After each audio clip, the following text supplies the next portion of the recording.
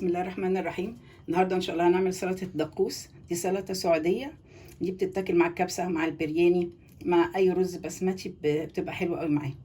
المقادير: نص كيلو طماطم، معنا دول 3 فلفلات رومي كبار متقطعين، وده قرن شطه، ودول 7 8 فصوص توم على حسب حجم التوم، يعني لو اصغر التوم اللي عندكم هنكتر اكتر شويه.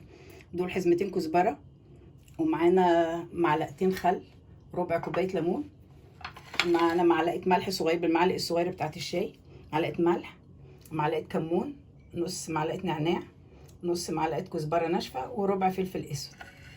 احنا هنضرب الاول الفلفل والثوم في الكبه، هننعمهم، وبعدين هنحط معاهم البهارات، وبعدين هنضرب الطماطم والكزبره. الطماطم والكزبره عايزين بس تكه كده اكنك مقطعاهم بايدك، يعني مش تبقى ميه، هي سلطه.